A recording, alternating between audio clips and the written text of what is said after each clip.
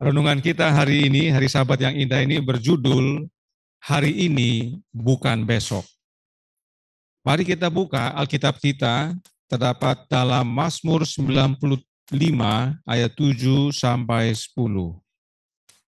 Mazmur 95 ayat 7 sampai 10 berkata, sebab dialah Allah kita dan kitalah umat gembalaannya dan kawanan domba tuntunan tangannya. Pada hari ini, sekiranya kamu mendengar suaranya, janganlah keraskan hatimu, seperti di Meriba, seperti pada hari di Masa di padang gurun, pada waktu nenek moyangmu mencobai aku, menguji aku, padahal mereka melihat perbuatanku. 40 tahun aku jemu kepada angkatan itu, maka kataku, mereka suatu bangsa yang sesat hati, dan mereka itu tidak mengenal jalanku. Suara siapa yang harus didengar dalam ayat ini? Suara Allah tentunya. Bagaimana caranya kita mendengar suara Allah atau mendengar Allah berbicara? Oleh kehadiran Roh-Nya yang kudus. Inilah yang Mazmur Daud nyatakan, dan Daud pernah berkata dalam 2 Samuel 23 ayat 2. Roh Tuhan berbicara dengan perantaraanku, firman-Nya ada di lidahku. Sabat lalu, dalam pekabaran sidang Areopagus yang dibawakan oleh saudara Rio Ayorbaba, telah dikabarkan kepada kita bahwa dari Alkitab, Tuhan dalam huruf besar adalah Allah Bapa. Ini adalah ringkasannya. Kita bisa lihat ayat menjelaskan ayat dan berasal dari kata apa Tuhan dalam huruf besar itu, yaitu dari kata Yahweh yang dalam bahasa Inggris disebut Jehovah. Dan Jehovah itu adalah nama dan hanya satu yang bernama Jehovah, yaitu Allah Bapa. Inilah secara ringkas bukti dalam Alkitab bahwa Tuhan dalam huruf besar adalah Allah Bapa. Masih banyak bukti lainnya, namun kita dapat pelajari dalam pekabaran selanjutnya atau yang sudah dikabarkan sebelumnya. Karenanya saat dikatakan dalam 2 Samuel 23 ayat 2 tadi, Roh Tuhan dalam huruf besar, maka kalimat tersebut sama dengan Roh Allah Bapa. Roh Allah Bapa lah yang berbicara kepada Daud. Tetapi Yesaya dalam Yesaya 59 ayat 2 berkata, tetapi yang merupakan pemisah antara kamu dan Allahmu ialah segala kejahatanmu, dan yang membuat dia menyembunyikan diri terhadap kamu, sehingga ia tidak mendengar ialah segala dosamu. Oleh karena manusia sudah jatuh dalam dosa, maka manusia terpisah dari Bapa. Lalu, bagaimana caranya Roh Allah Bapa berbicara kepada kita? Perhatikan yang Paulus dan Petrus sampaikan berikut ini. Ibrani 1 ayat 1 berkata, setelah pada zaman dahulu Allah berulang kali dan dalam pelbagai cara berbicara kepada nenek moyang kita dengan perantaraan nabi-nabi. Jadi Allah berbicara kepada umat-umatnya melalui para nabi. Tetapi apakah Allah Bapa bicara langsung kepada para nabi? Tentu tidak, karena kita sudah terpisah karena dosa. Oleh karenanya Petrus sampaikan dalam 1 Petrus 1 ayat 10 dan 11. Keselamatan itulah yang diselidiki dan diteliti oleh nabi-nabi yang telah bernubuat tentang kasih karunia yang diuntukkan bagimu. Dan mereka meneliti saat yang mana dan yang bagaimana yang dimaksudkan oleh Roh Kristus yang ada di dalam mereka, yaitu roh yang sebelumnya memberi kesaksian tentang segala penderitaan yang akan menimpa Kristus dan tentang segala kemuliaan yang menyusul sesudah itu. Jadi, Allah Bapa berbicara kepada manusia melalui para nabi, yaitu oleh perantaraan roh anaknya, rohnya Kristus dalam para nabi ini, dan kemudian para nabi berbicara kepada umat Allah. Oleh sebab itu, yang berbicara kepada Daud dalam ayat yang tadi adalah Yesus. Oleh kehadiran rohnya disampaikan kepada Daud. Oleh sebab itu, Dalam Mazmur 95 ayat 7 sampai 10 tadi, Allah berkata, pada hari ini. Artinya, bukan besok. Sekiranya kita mendengar suara Allah, jangan keraskan hati pada hari ini. Dan karena pentingnya ayat ini, Paulus sampai ulang 3 kali dalam suratnya kepada orang Ibrani. Sebab memang nasihat ini diberikan kepada orang Israel. Mari kita baca yang Paulus kutip. Pertama dari Ibrani 3 ayat 7 sampai 9. Dikatakan, sebab itu seperti yang dikatakan Roh Kudus, pada hari ini jika kamu mendengar suaranya, janganlah keraskan hatimu, seperti dalam kegeraman pada waktu pencobaan di padang gurun, di mana nenek moyangmu mencobai aku dengan jalan menguji aku, sekalipun mereka melihat perbuatan-perbuatanku 40 tahun lamanya. Yang kedua, Ibrani 3 ayat 15. Dikatakan, tetapi apabila pernah dikatakan, pada hari ini, jika kamu mendengar suaranya, janganlah keraskan hatimu, seperti dalam kegeraman.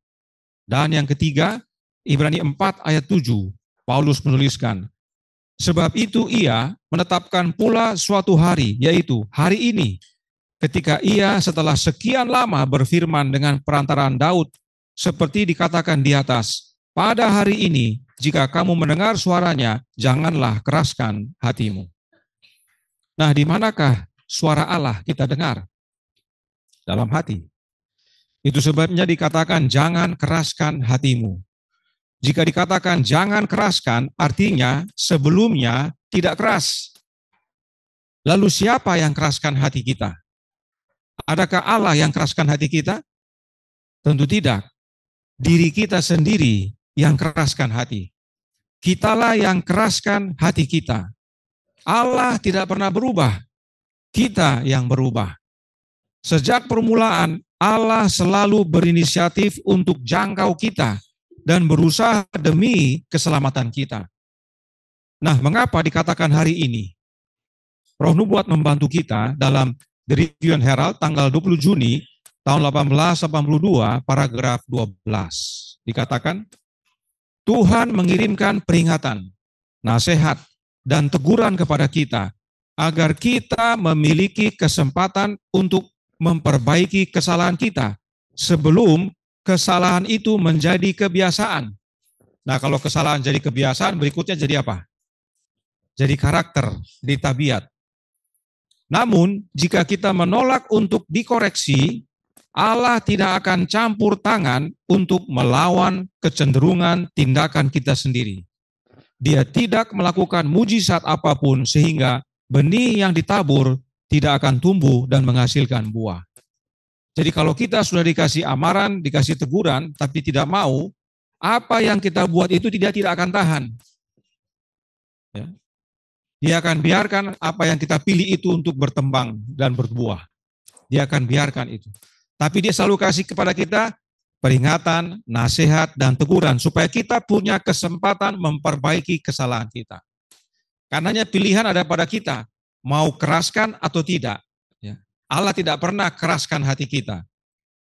Karenanya dalam paragraf yang sama dikatakan, orang yang menunjukkan sikap keras kepala yang tidak beriman atau acuh tak acuh terhadap kebenaran ilahi, sebenarnya sedang menuai hasil yang telah ia tabur sendiri.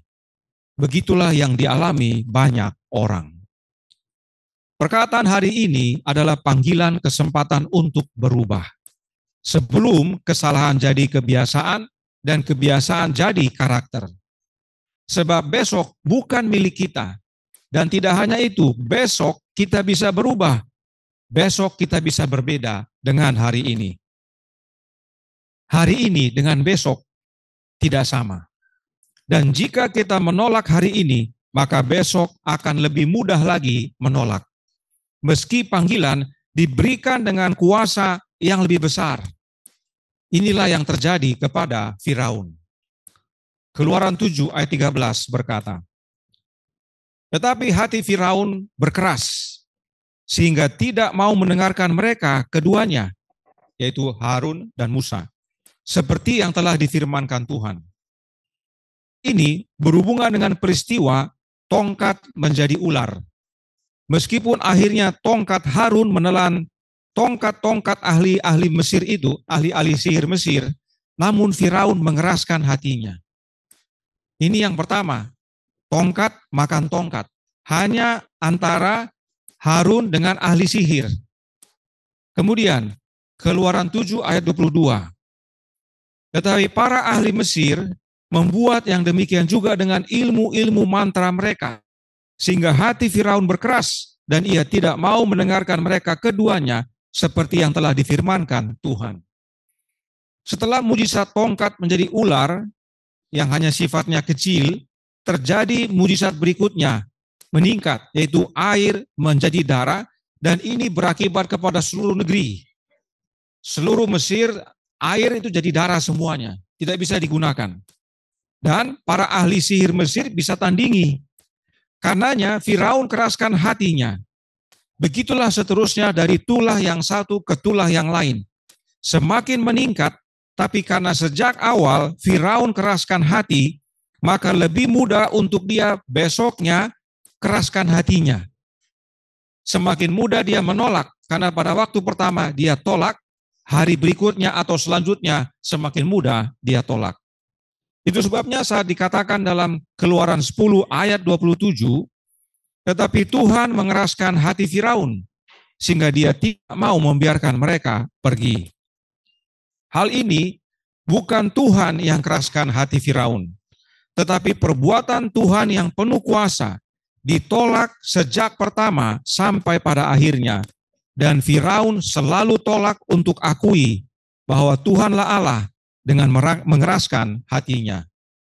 Artinya, setiap kali kita tolak panggilan Allah untuk bertobat, maka semakin keras hati kita. Sehingga meski mujizat yang besar terjadi sekalipun, kita tetap keraskan hati. Inilah yang terjadi pada Firaun. Setiap tulah itu adalah panggilan untuk Firaun akui bahwa ada Allah yang benar, yang maha kuasa, yang patut disembah, tapi dia tolak sejak awal, dan semakin mudah dia tolak selanjutnya. Karenanya Roh Nubuat berkata dalam The Review and Herald, apa yang telah dilakukan Firaun akan dilakukan berulang-ulang oleh manusia hingga penutupan pintu kasihan. Kita semua percaya pintu kasihan akan ditutup, dan bahkan kita percaya tidak lama lagi. Ya. Perilaku Firaun ini berulang-ulang dilakukan oleh manusia sampai menjelang pintu kasihan ditutup. Artinya kita berpotensi alami yang Firaun alami. Allah tidak membinasakan manusia, tetapi ketika seseorang melumpuhkan keyakinan, artinya dia tidak mau dengar, dia tolak selalu. Ketika ia berpaling dari bukti, ia menabur ketidakpercayaan dan akan menuai apa yang telah ia tabur. Dia tabur tidak percaya, dia akan tuai tidak percaya. Karenanya pekabaran Sabat ini berhubungan erat dengan penutupan pintu kasihan. Sebenarnya Allah tidak tutup pintu kasihan itu, tetapi kitalah yang tutup pintu kasihan. Allah malah selalu berusaha panggil kita, mengetuk pintu hati kita, tapi kita keraskan hati. Apa contoh keraskan hati?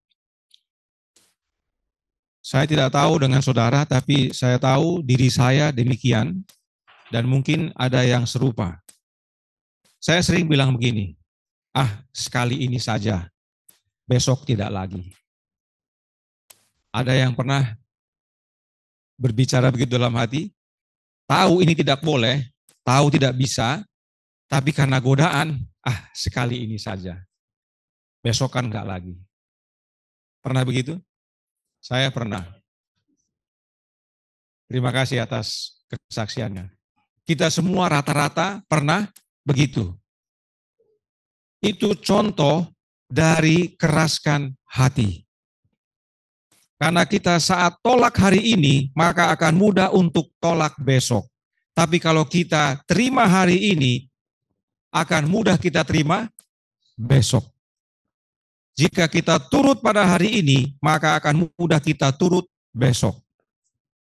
Jadi kalau ada yang bilang, Hari ini aja sekali ini saja, besok sudah enggak. Itu tanda keraskan hati. Hati-hati, kadang-kadang kita pikir itu adalah panggilan roh dalam hati. Sepertinya kita dikasih kesempatan. Bukan, itu wujud daripada keraskan hati. Masih dalam paragraf yang sama dikatakan, dengan menolak roh Allah hari ini, ia mempersiapkan jalan bagi penolakan terang yang kedua. Ya, si Firaun tadi dia tolak pertama, mudah bagi dia untuk tolak kedua. Ketika terang itu datang dengan kuasa yang lebih besar, dan dengan demikian ia akan berpindah dari satu tahap ketidakpedulian ke tahap ketidakpedulian lainnya. Sampai akhirnya terang itu gagal memberi kesan kepadanya. Dan ia tidak lagi menanggapi roh Allah dalam ukuran apapun. Inilah yang sering kita kenal dengan mendukakan Roh Kudus. Roh Kudus jamah hati kita, ketuk hati kita, tapi kita tolak hari ini. Besok dia masih berusaha, dia tambah lagi kuat, tapi kita semakin tolak karena sebelumnya kita sudah mudah menolaknya. Sampai pada akhirnya dengan sekuat tenaganya Roh Kudus mengetuk kita punya hati, tapi karena kita sudah biasa tolak-tolak terus, itulah akhirnya yang disebut dengan mendukakan Roh Kudus. Tidak ada harapan lagi. Dia akan menuai kebinasaan. Inilah yang terjadi kepada Firaun dan inilah yang terjadi kepada kita. Jika kita tidak mendengarkan suara Allah hari ini, hati kita akan mengeras dan hari ke hari jika menolak dan menolak hingga pada akhirnya tidak dapat diubahkan lagi. Sudah keras seperti batu. Dan itulah pintu kasihan ditutup. Kita seringkali melihat tanda zaman. Kita seringkali menghitung-hitung waktu. Kapan undang-undang hari Minggu diumumkan atau ditegakkan. Karena kita tahu begitu undang-undang hari Minggu ditegakkan, tidak lama lagi pintu kasihan ditutup. Itu bagus, itu informasi bagus. Tapi kita bisa tutup pintu kasihan sebelum itu. Yaitu oleh karena kita menolak dari hari ke hari suara Allah yang berbicara dalam hati kita. Sedikit demi sedikit kita tutup pintu kasihan. Kita sendiri yang tutup, bukan Allah. Itu sebabnya firman Tuhan katakan hari ini, bukan besok. Saudaraku dalam Tuhan, pilihan kita setiap hari mempengaruhi kerohanian kita. Apakah menurut kepada suara Allah atau tidak? Sebab siapa kita hari ini bisa berbeda dengan siapa kita besok. Karenanya hari ini penting sekali. Nah, Alkitab sudah nyatakan kepada kita bahwa Allah berbicara kepada kita melalui anaknya. Tadi jelas Alkitab nyatakan. Nah, kita lihat Alkitab dan Nubuat berkata untuk melihat bagaimana wujud Allah Bapa berbicara melalui anaknya. Kita buka Wahyu 3 ayat 20. Wahyu 3 ayat 20 berkata, lihat, aku berdiri di muka pintu dan mengetok.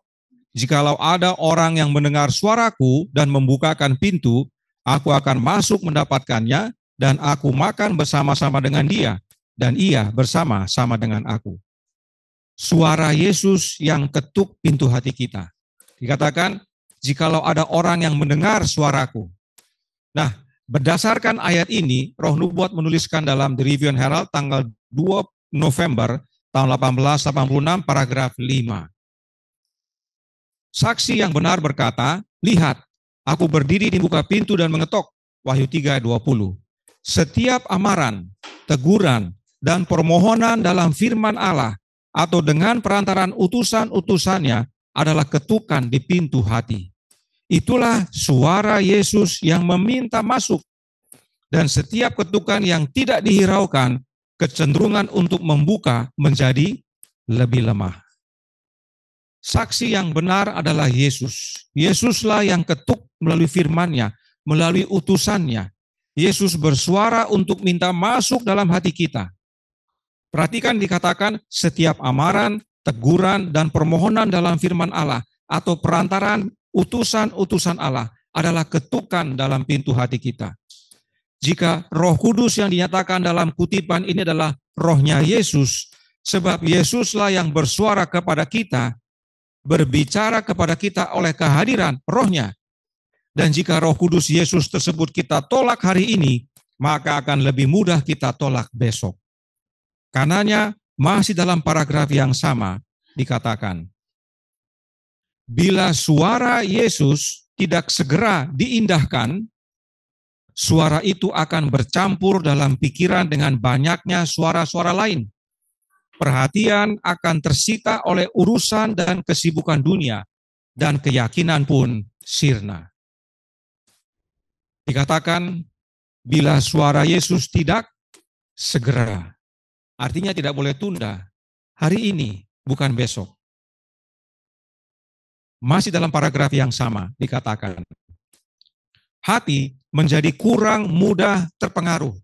Kalau sudah biasa menolak, dia sudah tidak peka lagi. Dan jatuh ke dalam ketidaksadaran yang berbahaya tentang singkatnya waktu. Orang yang terbiasa menolak desakan Roh Kudus, panggilan suara Yesus dalam hatinya, makin lama dia tidak peka bahwa Yesus segera datang. Waktunya semakin singkat. Dan tentang keabadian yang agung di masa kekekalan, tamu sorgawi berdiri di depan pintu Anda, yaitu Yesus. Sementara Anda menumpuk penghalang untuk menghalangi jalan masuknya. Suara Yesus mengetuk, tapi kita tumpuk penghalang di depan pintu agar Yesus tidak bisa masuk. Itulah proses mengeraskan hati. Dan saking banyaknya penghalang yang ditumpuk, suara Yesus, ketukan Yesus makin melemah. Bukan karena Yesus melemahkan suaranya atau melemahkan ketukannya, tapi karena semakin banyak tumpukan dan semakin tebal, sehingga hati kita semakin keras, dan kita pun tidak semakin peka, tidak bisa lagi kita dengar. Kita tutup sendiri pintu kasihan. Hati kita tidak bisa lagi dipengaruhi dan menjadi tidak sadar bahwa waktunya sudah singkat. Yesus segera datang. Yesus mau kasih tahu, Yesus mau ingatkan, Yesus mau koreksi, tapi kita tutup. Akhirnya kita tidak sadar waktunya sudah singkat. Begitu dia datang, terlambat. Sebab panggilan hari ini ditolak dan besok semakin mudah menolak. Jika saya boleh ambil contoh, saya yakin mayoritas anak-anak, remaja, dan pemuda, dan bahkan juga ada orang tua, orang dewasa, yang senang main HP, saya ulangi, main game di HP. Ya, kalau boleh saya ambil contoh ya. Kadang-kadang kalau saya ambil contoh orang sakit hati. Tapi saya ambil contoh main game di HP. Dari anak-anak sampai orang dewasa umumnya, mayoritas itu main semuanya. Ya. Setuju?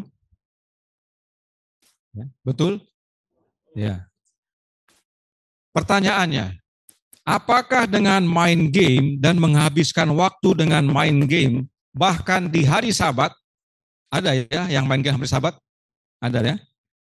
Bisa bawa kita masuk surga? Bisa? Kenapa kok diam? Jangan-jangan mustahil Opung bilang. Apakah kita dengan main game, ya sehari-hari main game, bahkan hari Sabat main game, bisa kita masuk surga? Tidak bisa. Lalu, kalau memang tahu tidak bisa, kenapa tetap main game? Tidak mau masuk surga. Ya. Masih senang di dunia. Atau itu merupakan wujud apa? Mengeraskan hati. Sudah tahu tidak ada guna, tidak bisa masuk surga, tapi tetap buat, berarti artinya mengeraskan hatinya. Sehingga nanti kalaupun dinasihati orang tua, diamarkan oleh guru, ditegur dari mimbar, tetap dia buat, karena sudah keras hatinya. Ya. Karena panggilan pertama ditolak dan lebih mudah untuk menolak panggilan kedua dan ketiga dan seterusnya. Sehingga akhirnya hati keras dan terus main game meski sudah ditegur. Meski sudah banyak berita tentang musibah akibat main game. Nah kalau diteruskan dan tetap berbakti di gereja, apa hasilnya? Hasilnya yang pekabaran kita beberapa sahabat lalu. Kristen Taman Eden. Apa itu Kristen Taman Eden? Orang Kristen yang melakukan kesalahan tetapi tetap mau selamat. Adam dan Hawa makan buah dengan harapan tidak mati, tetap mengalami hidup kekal, sebagaimana mereka percaya dusta dari setan. Dan kita semua yang tetap main game ini, bahkan hari Sabat main game, juga dibisik sama setan, main saja tidak apa-apa. Yang penting di gereja, yang penting datang dengar firman Tuhan. Nanti sudah selesai khotbah, main game lagi, tidak apa-apa. Kamu masuk surga, kamu selamat. Berharap masuk surga dan tetap main game, itu adalah Kristen Taman Eden. Kita belum bicara yang lain, nanti sakit hati banyak orang. Ya. Tapi saya hanya pilih main game. Nah, dari anak-anak, bahkan anak-anak belum sekolah, sudah main game, sampai kepada yang tua bangka. Ya. Main game semua. Banyak itu. Ya. Ingat, Adam dan Hawa jatuh hanya karena makan buah terlarang. Hawa sudah diingatkan, jangan apa? Jangan terpisah dari suaminya. Tapi begitu dia sadar terpisah, apa yang dia bilang? Oh, saya mampu. Saya rasa mampu menghadapi bahaya. Itu artinya apa? Dia keraskan hatinya. Bagi kita yang sudah dewasa dan bahkan bekerja, ada banyak lagi tantangan. Dan bila bisikan roh Yesus kita abaikan, maka akan lebih mudah kita abaikan besoknya. Dan akhirnya kita buat kesalahan.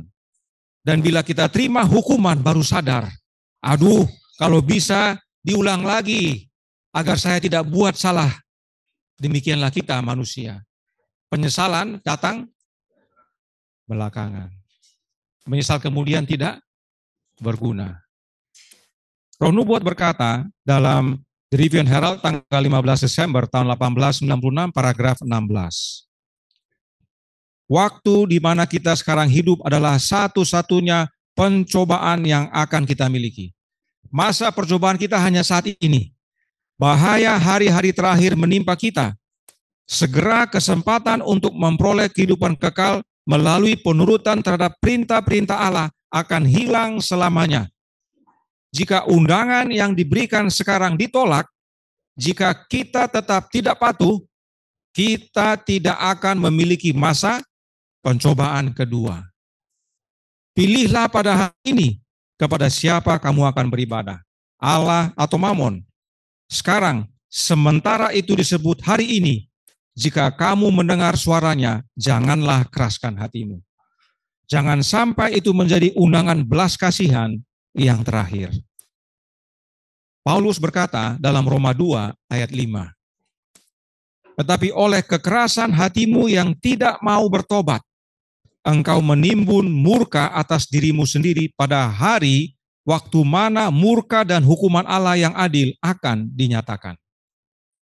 Inilah yang terjadi pada waktu masa percobaan selesai. Inilah yang terjadi pada waktu pintu kasihan ditutup. Oleh karena kita terus-menerus mengeraskan hati, kita tidak mau menurut suara Allah yang disampaikan melalui firman-Nya atau para utusannya, dikatakan kita sedang menimbun murka atas diri sendiri. Sebab pada waktu pintu kasihan ditutup, sudah tidak ada waktu atau kesempatan lagi untuk bertobat. Tidak ada pintu kasihan yang kedua. Murka Allah menjadi bagian kita. Itu sebabnya hari ini adalah penting. Kita harus belajar untuk turut suara Allah mulai hari ini dan bukan besok. Saya perkirakan ada yang berkata dalam hatinya, oke, besok saya tidak lagi main game. Hari ini terakhir. Inilah yang sering kita katakan dalam hati kita sebagai wujud menuruti suara Allah. Kita pikir itu suara Allah, tapi bukan. Kalau kita bilang besok saya baru berhenti, sekarang terakhir, itu bukan suara Allah. Itu bukan menuruti suara Roh Kudus. Kalau kita menuruti suara Roh Kudus, katakan apa? Hari ini saya berhenti main game. Besok begitu ada godaan lagi, akan mudah kita menolaknya. Hari ketiga tolak lagi, terus sampai pada akhirnya dari HP, dari komputer, dari laptop kita apa? Kita hapus semua game. Itu adalah proses pertumbuhan. Tapi harus dimulai hari ini. Bukan, oh hari ini terakhir, besok saya mulai. Allah tidak berbicara begitu. Yesus katakan hari ini. Jadi kalau Yesus bisik dalam hati kepada kita, hari ini berhenti main game. Turut, berhenti. Jadikan hari ini hari terakhir main game. Besok tidak lagi. Besoknya tidak lagi, seterusnya sampai game habis dari hidup kita. Yesus bilang hari ini berhenti, ya hari ini. Kalau kita tawar besok, itu wujud kekerasan hati kita. The Great Controversy, halaman 662, paragraf 2, berkata, mereka-mereka yang mengeraskan hati ini, mereka tidak akan mendapatkan masa percobaan baru untuk memperbaiki cacat-cacat kehidupan mereka di masa lalu. Tidak ada yang akan diperoleh dari hal ini. Seumur hidup penuh pelanggaran tidak melembutkan hati mereka. Masa percobaan kedua, jika diberikan kepada mereka, akan digunakan seperti masa percobaan pertama untuk menghindari tuntutan Allah dan membangkitkan pemberontakan terhadapnya. Apa artinya? Tapi sebelum artinya, ini adalah peristiwa kebangkitan orang-orang jahat sesudah masa 1000 tahun. Kita semua sudah tahu itu ya. Sesudah masa 1000 tahun, orang-orang jahat dibangkitkan, yaitu saat Yerusalem dan Yesus dan umat-umat setia turun dari sorga ke dunia ini. Tapi sebelum mendarat ke dunia ini, mereka dibangkitkan. Dan pada waktu mereka dibangkitkan, apa yang mereka lakukan? Mereka bertobat? Tidak. Mereka mau ikut setan untuk mau serang. Ya. Itu sebabnya Nyonya White katakan, begitu demikianlah mereka masuk dalam kubur, demikianlah mereka bangkit pada waktu itu. Mereka tidak berubah oleh karena pelanggaran-pelanggaran masa lalunya. Jadi begitu mereka lihat itu Yerusalem, mereka lihat Yesus dan umat-umat kudus, mereka mau serang, setan pimpin mau serang. Dan saat itulah api dari Allah turun menghanguskan. Dan itulah yang disebut pembersihan dunia ini. Baru nanti setelah dunia ini bersih, dari unsur dosa, Yerusalem baru mendarat di dunia ini. Ya. Nah, kenapa kita perlu tahu ini? Mereka yang hidupnya habis dengan main game, mati, masuk dalam kubur, dan begitu bangkit sesudah 1000 tahun, akan apa lagi? Main game lagi. Begitu dia bangkit, dia cari dia punya HP. Dia cari dia punya laptop atau komputer untuk main game. Sebagaimana dia masuk dalam kubur, demikianlah dia bangkit. Sebagaimana Nero, Napoleon, Firaun masuk dalam kubur, begitu juga dia bangkit. Makanya waktu setan ajak berperang, mereka ikut karena memang demikianlah karakter mereka. Mereka tidak akan menjadi sadar dan berkata, ah Tuhan, rupanya saya salah selama ini. Saya main-main game, bahkan hari Sabat saya juga main game. Tuhan kasih saya kesempatan satu kali lagi Kak, supaya saya bisa masuk kota itu. Tidak bisa. Tidak ada kesempatan kedua. Kalau ada orang berbicara begitu pada waktu itu, artinya Roh Kudus masih bekerja. Dia masih sadar. Dia perlu kesempatan kedua, tapi tidak ada lagi pekerjaan Roh Kudus. Makanya pada waktu mereka bangkit, dia sama orangnya, bangkit, cari HP, cari laptop untuk main game. Tidak ada pertobatan. Pelanggaran masa lalu mereka tidak melembutkan hati mereka untuk bertobat. Sudah dikunci jadi batu hatinya. Itu sebabnya Roh Nubuat katakan, meski diberikan kesempatan kedua, hasilnya tetap sama, main game. Tidak ada perubahan. Saya gunakan main game sebagai satu contoh. Masih banyak contoh lainnya dalam hidup kita. Masing-masing selidiki Dan perhatikan, jangan sampai itu yang tertumpuk di pintu hati kita sehingga Yesus tidak bisa masuk. Saudaraku dalam Tuhan, hari ini bukan besok. Turut suara Allah melalui anaknya. Penutup, Wahyu 7 ayat 1-3 berkata, kemudian pada hari itu aku melihat keempat malaikat berdiri pada keempat penjuru bumi, dan mereka menahan keempat angin bumi, supaya jangan ada angin bertiup di darat, atau di laut, atau di pohon-pohon.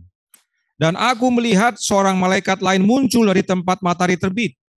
Ia membawa meterai Allah yang hidup, dan ia berseru dengan suara nyaring kepada keempat malaikat yang ditugaskan untuk merusakkan bumi dan laut. Katanya, janganlah merusakkan bumi, atau laut, atau pohon-pohon, sebelum kami memeteraikan hamba-hamba Allah kami pada dahi mereka. Apa itu meterai pada dahi? Nama, Bapa dan anaknya. Wahyu 14 ayat 1. Dikatakan, dan aku melihat sesungguhnya anak domba berdiri di Bukit Sion, dan bersama-sama dengan dia 144.000 orang, dan di dahi mereka tertulis namanya, yaitu nama Yesus dan nama Bapanya.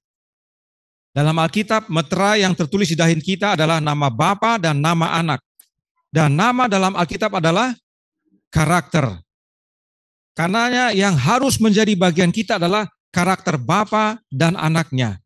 Sebab Bapa dan anak satu dalam karakter. Lalu, apakah keempat angin bumi itu? Kita baca di Review and Herald tanggal 7 Juni tahun 1887 paragraf 13. Empat malaikat perkasa masih menahan keempat angin bumi. Kehancuran yang mengerikan dilarang untuk datang sepenuhnya. Ditahan, jangan sampai hancur. Kecelakaan di darat dan laut, hilangnya nyawa, terus meningkat oleh badai topan, oleh bencana kereta api, oleh kebakaran, banjir yang mengerikan, gempa bumi, dan angin akan menjadi pemicu bagi bangsa-bangsa untuk satu pertempuran mematikan. Sementara para malaikat menahan keempat angin, melarang kekuatan setan yang mengerikan untuk digunakan dalam kemarahannya, sampai para hamba Allah dimeteraikan di dahi mereka. Bersiaplah, bersiaplah, saya mohon, Yahweh katakan, bersiaplah sebelum semuanya terlambat selamanya. Inilah makna keempat angin bumi tersebut ditahan. Semuanya ini Tuhan tahan agar ada kesempatan untuk memeteraikan dahi umat-umat Allah yang setia. Dan agar kita mengenal siapa Allah yang dimaksudkan, agar dapat menerima namanya, maka wajib bagi kita semua untuk baca dan pelajari firman-Nya. Sebab Allah berbicara melalui firman-Nya dalam Alkitab. Oleh membaca dan mempelajari firman Allah atau Alkitab, kita dapat mengenal suara Yesus. Sebab Yesuslah firman. Tapi tidak. Habis waktu kita dengan main game. Sering kita hanyut dalam hal-hal lain. Lupa bahwa keempat mata angin tersebut ditahan untuk proses pemeteraian. Artinya Tuhan memberikan belas kasihan-Nya agar kita diberi waktu menyiapkan hidup kita, menerima Kristus dalam hidup kita, agar karakternya dituliskan dalam hidup kita, di dahi kita. Ditahan supaya proses pemeteraian dapat terjadi.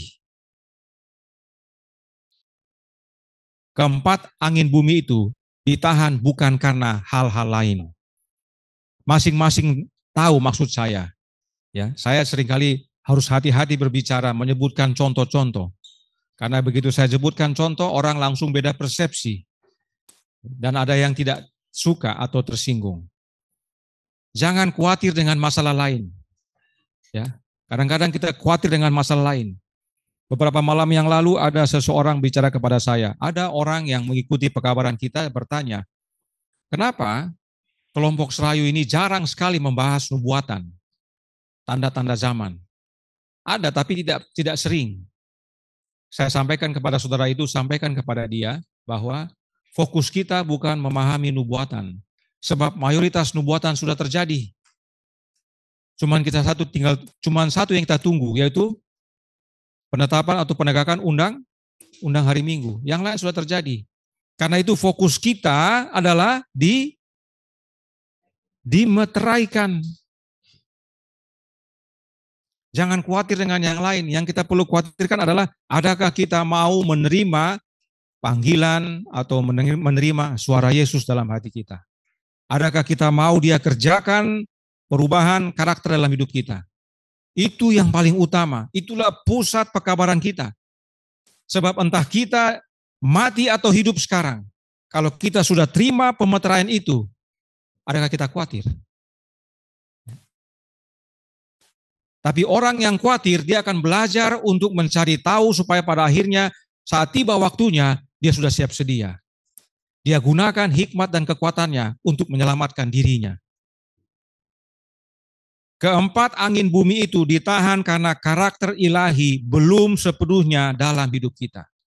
Tuhan masih kasih kesempatan, tahan. Kelompok Serayu ini, perkumpulan penyembah Allah yang benar Indonesia, sudah beberapa tahun belajar. Proses penulisan karakter belum. Tuhan masih kasih kesempatan kepada kita. Suaranya masih menegur, suaranya masih memperingatkan, suaranya masih menasehati, mengetuk di pintu hati kita. Adakah kita malah tumpuk dengan main game dan lain-lainnya? Atau kita buka supaya dia masuk, memperbaharui kita? Bagaimana karakter Bapa dan Anak jadi bagian kita sepenuhnya? Yohanes 15 ayat 5. Akulah pokok anggur dan kamulah ranting-rantingnya. Barang siapa tinggal dalam aku dan aku di dalam dia, ia berbuah banyak. Sebab di luar aku kamu tidak dapat berbuat apa-apa. Buah-buah apa yang dihasilkan? Manuskrip 19, tahun 1892, paragraf 51, membantu kita. Jika kita percaya pada diri kita sendiri, kita pasti akan jatuh. Kristus berkata, tinggallah di dalam aku dan aku di dalam kamu. Sama seperti ranting tidak dapat berbuah dari dirinya sendiri kalau ia tidak tinggal pada pokok anggur. Demikian juga kamu tidak berbuah jikalau kamu tidak tinggal di dalam aku. Buah apakah yang akan kita hasilkan? Buah roh, ialah kasih, sukacita, damai sejahtera, kesabaran, kemurahan, kebaikan, kesetiaan, kelemah lembutan, penguasaan diri. Tidak ada hukum yang menentang hal-hal itu. Tinggal dalam Yesus, kita berbuah, yaitu buah roh. Itulah karakter Bapa dan Anaknya. Dan sekarang pertanyaannya lagi, bagaimana caranya tinggal dalam Yesus supaya kita memiliki buah-buahnya ini? Kita baca The Desire of Ages atau Kerinduan Segala Zaman, halaman 676, paragraf 2. Tinggallah di dalam aku, dan aku di dalam kamu. Tinggal di dalam Kristus berarti selalu menerima rohnya, yaitu rohnya Yesus, roh Kristus. Suatu kehidupan penyerahan yang tidak terbatas kepada pekerjaannya. Kalau kita terima Yesus oleh kehadiran rohnya, yang bekerja Yesus, bukan kita lagi. Itulah yang namanya kasih karunia. Bagaimana Yesus berbicara kepada kita? Tadi dikatakan di awal, oleh kehadiran rohnya. Artinya, dengan menerima rohnya Yesus, kita menerima Yesus bicara kepada kita menerima Yesus tinggal dalam kita menerima Yesus bekerja dalam hidup kita, agar kita diubahkan menjadi serupa dengan Bapa dan Anaknya dalam karakter. Kita menerima meterai nama Allah Bapa dan Anaknya. Dan nantinya, bila keempat angin bumi dilepaskan, apapun nasibku, aku berseru, baiklah bagiku. Sebab meterai Allah sudah dituliskan pada dahi kita. Saudaraku dalam Tuhan, tidak salah mempelajari nubuatan, tidak salah mengamati tanda zaman, tapi itu bukan untuk membuat kita takut atau ketakutan.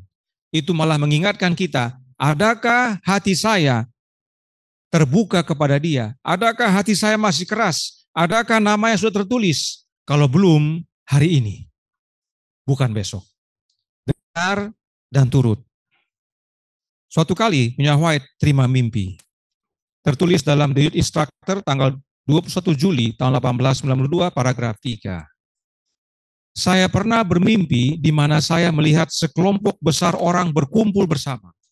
Dan tiba-tiba langit menjadi gelap, guntur bergulung, kilat menyambar, dan suara yang lebih keras daripada gemuruh guntur terberat terdengar melalui langit dan bumi, berkata, "Sudah selesai."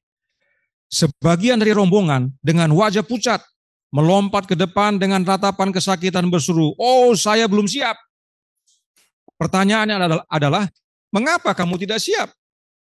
Mengapa engkau tidak memanfaatkan kesempatan yang aku berikan kepadamu dengan murah hati? Setiap hari dia ketok, tapi setiap hari kita apa?